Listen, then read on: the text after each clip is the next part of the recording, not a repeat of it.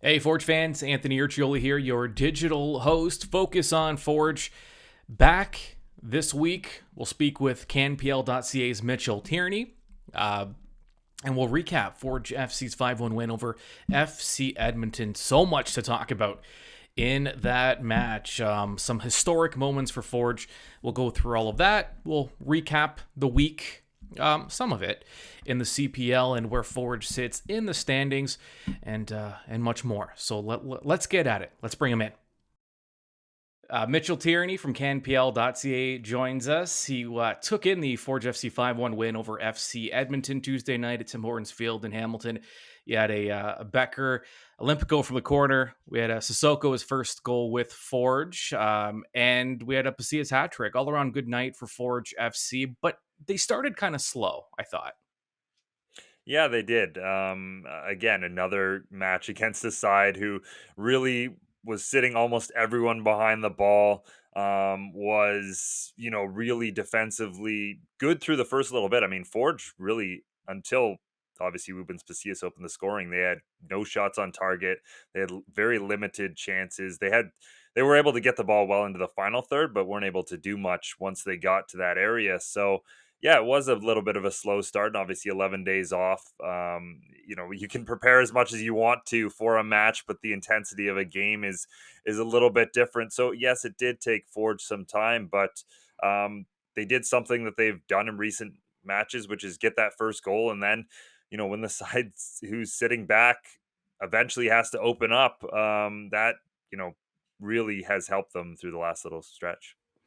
I thought the post game, for those who haven't heard, Edmonton coach Alan Koch came out in his post game press conference, and he last time they played at in Hamilton, he had the line, the look, it was men against boys, and we were the boys tonight. And after the last match, he said, we really didn't expect to win any games this season. So, any victory or anything is kind of we're going to take small victories here and there. You always want honesty in your coaches. I wonder, as a player, does that impact you at all? Like, does it sound kind of defeatist, or is he just being real? And do you appreciate the honesty? I think he is telling the media and his players like different things. He mentions that as well usually during his conversations where if he's talking to his players, obviously he's never going to tell them this sort of thing, but then he's maybe a little more real and honest with the media about the situation that they're in as a club. So I mean it's the way that he's been all season. We've seen them win two matches, so they have gotten that under their belts, and they've been playing much better in recent weeks, which in some ways is why this Fours match was such a shock, because this is arguably the worst game performance we've seen from them all season, at least in terms of the result. Yeah, it's when we look at the table now, and with it just it does look like now, and I know the Wanderers are kind of staying in it, and I think we've talked about this multiple times already, kind of teams separating themselves from the pack. Mhm. When you look at the top four with Calvary, Pacific, Atletico, and Forge, which would be your four playoff teams right now, I- is that pretty much what we're looking at? Like those four clubs kind of being in their own league, or do you think Valor has kind of an outside chance of surpassing one of those clubs? It is still the midway point, so we do have a long way to go. But I do think Valor has an opportunity here. Obviously, they've won three on the trot, and they play a lot of games against these clubs in the top four, starting tonight, Wednesday, against Atletico Ottawa, and then they travel to Forge. So obviously, those are both very difficult matches, but you get results in both of those games away from home, and all of a sudden, absolutely, Valor's right in that conversation. So it'll be interesting to see. But at the moment, like you said, there's probably a top four, then Valor, then a bottom three. So for a table that's been pretty congested for most of the season, it really is starting to separate a little bit. I do look at Forge, and with guys getting healthy and back in the lineup. We saw Dominic Samuel back in, Alex was back in, and Bobby's just he's talking about the fact that they are getting healthier, and it's always a good problem to have if you're a coach when you have multiple players that can play in multiple positions. Mhm. But at the same time, it does have to, if you're a player, especially when you don't have CONCACAF and all these other matchups, it seems like it'd be tough to just get into a rhythm with some of these guys. And I know Bobby's doing the best he can with giving guys minutes. He used all of his subs in that win against Edmonton. But it is tough when you have quality players sitting on the bench. Yeah, it certainly is. I mean, it's a double edged sword. Obviously, you need those players to stay fresh and motivated and ready when they get their opportunities, and then at the same time, it presents some challenges in terms of staying in the moment and keeping confidence and that sort of thing. Especially for attacking players, it tends to be in terms of scoring. Obviously, we've seen Taron Campbell and maybe some of the difficulties he's had this season, but he comes on against Edmonton and sure doesn't score, but is able to play his role very, very well. So I think there's a lot of more promising signs for Forge, honestly, as players come back in terms of just having more options now and more different things they can do tactically during games with the different profiles of players. Pacius being different from Campbell, Chouanier, that sort of thing. They have a couple of different profiles of players, especially in attack, where if you're playing a side like Edmonton or like York or honestly like most of the league this season that likes to play that more defensive style, it does benefit Forge to have players where they can really just shift a match by bringing them on. It's that Becker goal went viral. It's One Soccer put it out there, and it was Bleacher Report Football got a hold of it, and a bunch of other services. We saw Valor go viral a couple weeks ago for maybe the wrong reasons, although Akio's fine clearly. Mhm. But it's interesting to see because you look at the comments and I don't advise looking through the comments, but sometimes you do get some good ones, and in this case I think, the consensus seems to be like, where did this Canadian league come from? This coming from people from different parts of the world. They're like, wow, like that goal that Becker scored, for example. I mean, that's Mhm. a world class type of goal, and the quality is there, and it's nice because there does seem to be some momentum. That first season went as well as the CPL could have hoped for. COVID hits, the bubbles, and the momentum's kind of lost there. It does seem like this season it's catching on. Let's just say the CPL is turning a lot of heads around the world.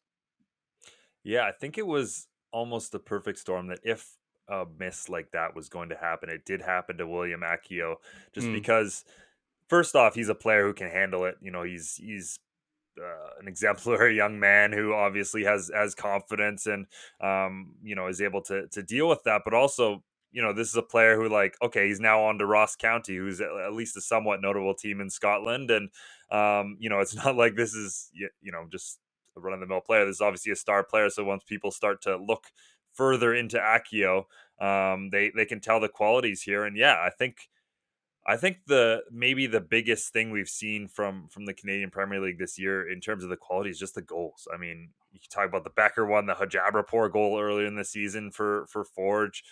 Some of the goals Borges has scored, the Chouanier goal, mhm. and that's just Forge alone. So there's been some incredible individual goals this year, and the quality of the league, like you said, just continues to get better and better. And um, even just the depth that teams like Forge and Cavalry have at this point. That's they're bringing players off the bench who would have been star players and who in some cases were star players in this league just a few short seasons ago. Yeah, I was on the sideline, and a police officer that was there, I saw him at halftime, and he said, "Wow, this is really good soccer." And I said, Mhm. "Yeah." And he's like, "I live out in Niagara, and I'm going to bring the wife and kids this weekend to the game." So everyone that's exposed to it seems to have a pretty favorable opinion, and some of us didn't. A lot of people didn't know what to expect when they announced this Canadian Professional Soccer League, and I think it's exceeded some expectations, and the trajectory seems to be going in the right direction.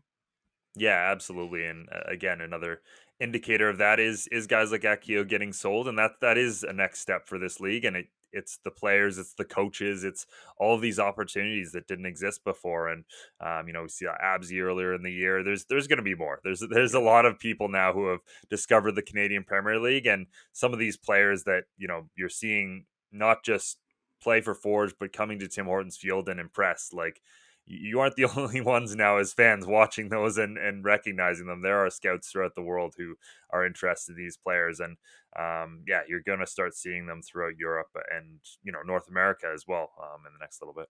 Yeah, absolutely.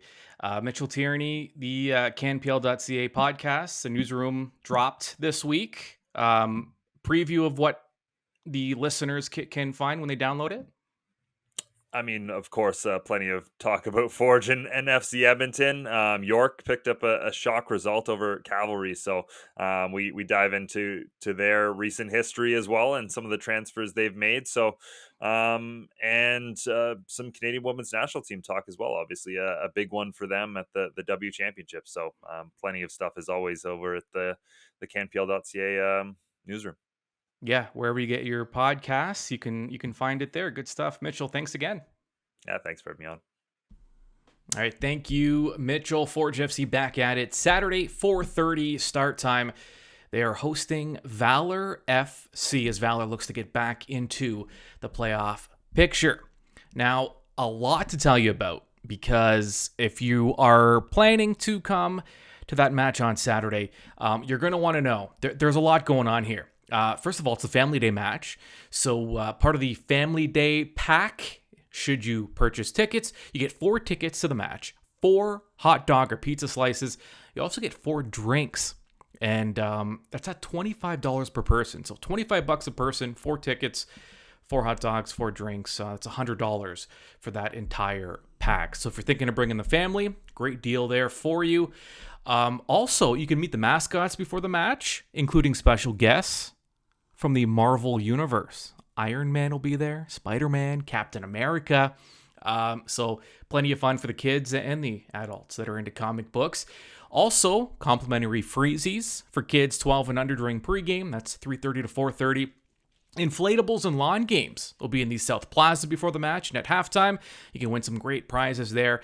As always, for the adults, $5 beers until kickoff. You may need some if you're going to bring the kids to the inflatables. Maybe get some beer in you to help the time pass.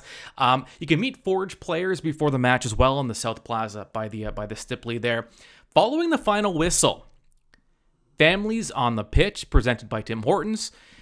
The entire family jump on that turf and get a feel for what the Forge players feel when they step on the pitch at Tim Hortons Field. Also, post-match candy giveaway. I mean, this is all in one match, by the way. This is all Saturday. Post-match candy giveaway courtesy of Dare. So a lot of reasons to head on over to Tim Hortons Field on Saturday. Tickets available now online. Head on over to the official Forge FC website for more information and to grab your tickets. And remember, your phone is your ticket. So digital tickets.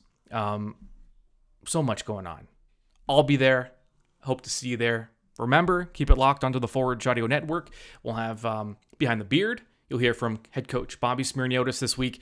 Before Saturday, also, you'll get the match day preview and 3 keys to the match. So a lot coming to you in a very short amount of time. So make sure you subscribe wherever you get your podcasts to the Forge Audio Network. Also subscribe on YouTube to make sure if you want the video side of things, there's always an audio and video component. If you want both, subscribe on YouTube and wherever you get your podcasts. All right, we'll talk to you soon. We are the Forge, the mighty, mighty Forge. Just don't think you understand. Anthony Urciuoli and Focus on Forge. Subscribe on Spotify or wherever you get your podcasts to the Forge Audio Network.